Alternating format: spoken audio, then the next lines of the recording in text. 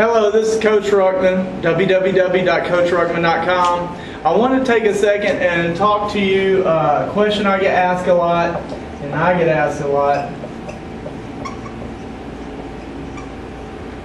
is, what makes a good assistant coach? Whenever I'm out talking to middle school head football coaches, youth league head football coaches, a lot of them are wanting to move up in level. I've asked some of my mentors, whether they be college coaches or really successful high school coaches, what makes a good assistant coach? As a head coach, I know I'm only as good as the assistant coaches around me. So I'm going to just talk to you a few of my thoughts. I know some of the things sound silly, but nonetheless, if you're a new head coach just starting out, you need to be aware of the realities of it. First thing I look for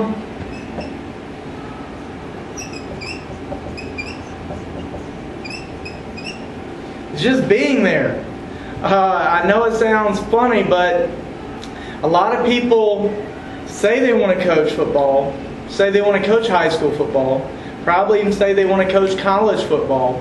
But whenever they actually get into it, they actually see the lay of the land, they actually see the sacrifice it takes and the time away from your family that you'll have to have and the hobbies that you may have to give up, because to be successful, it's like anything you try to be successful at. It's going to consume pretty much most of what you do.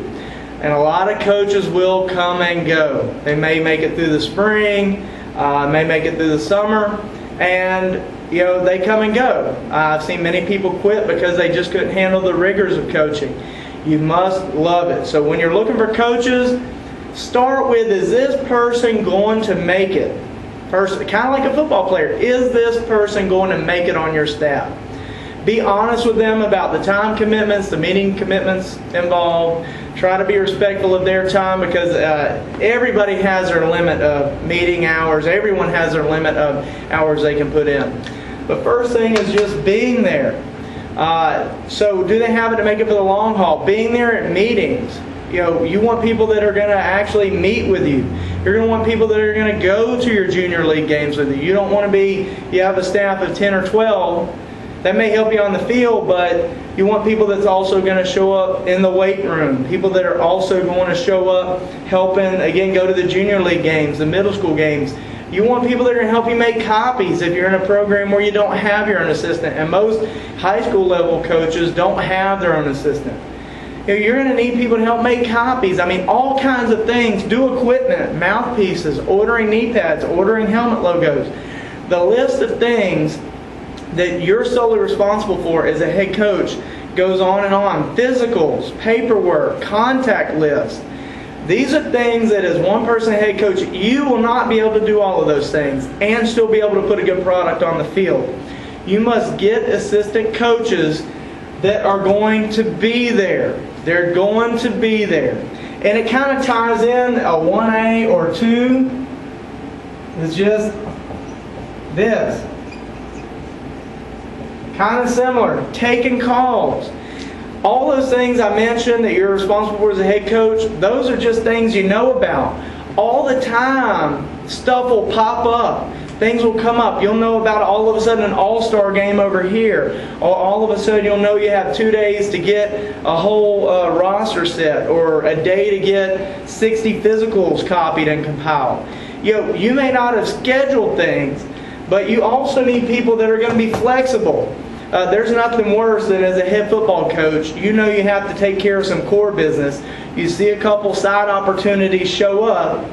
You hit the phone, make some phone calls, and assistant coaches either don't answer, won't return your calls for a day or so, won't be able to go because heck, it was a movie night or something. And I know this is going to sound kind of silly, but as a head coach, I mean, you don't have a whole lot of job stability. If you can't put together a good staff that's going to be flexible, that's going to be there, take your calls when those other little fires pop up, if you're going to have to do it all, it's going to be very hard to put a successful program out there on the table. And I know it's a little quirky, because in this day and age, it's probably hard to find people that are willing to walk the line that needs to be walked.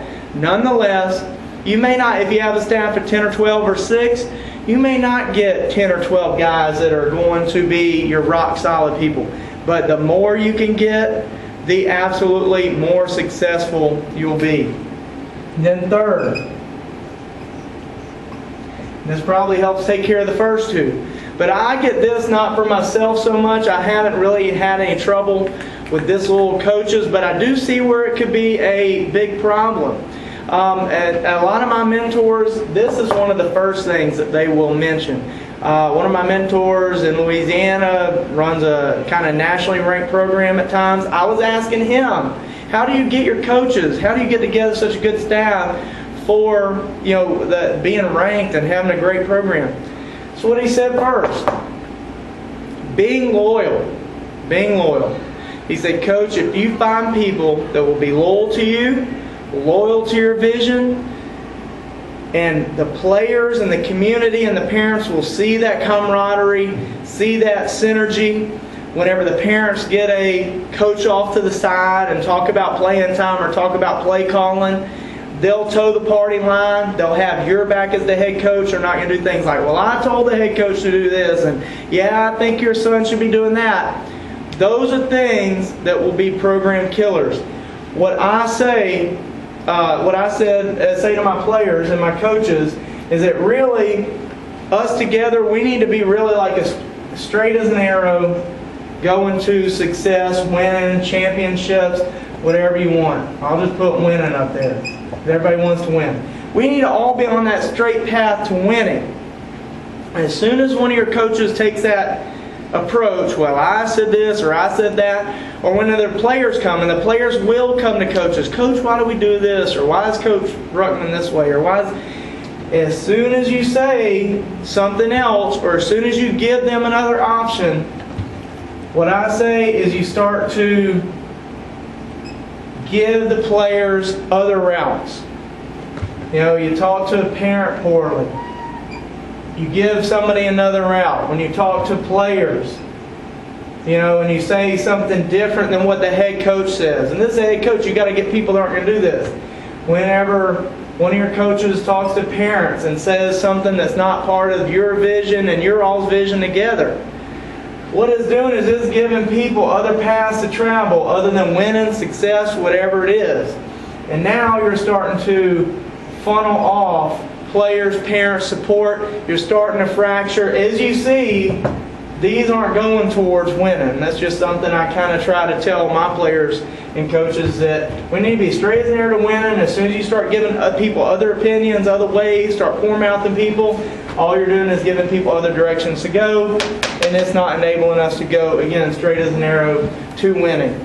Fourth, and really last one I'll leave you with, is that the assistant coaches just need to be fundamentally sound. They don't need to expand the definition of football. They don't need to expand the knowledge base of football. You want people that are smart, maybe smarter than even you are as the head coach, but you don't want people that are going to come in and their only purpose is to show everybody they're the next Nick Saban or next Vince Lombardi or something like that. You want just people that are going to be sound. They know how to teach proper blocking technique. They know how to teach linebackers how to read and field. They know how to make receivers properly run routes and catch. They know how to give quarterbacks simple and easy reads.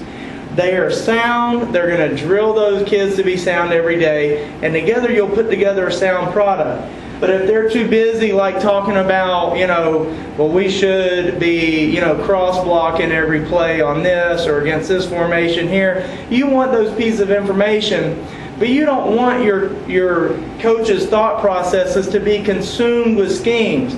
You as the head coach and with your coordinators, you all set the tone for the schemes. Then the assistant coaches, they get people fundamentally sound. You want them to be obsessed with producing the best top-notch players on the field, the best college-ready players on the field. If you're a college coach, I guess the best pro-ready players on the field. You just want them to be fundamentally sound and get you the greatest product on the field.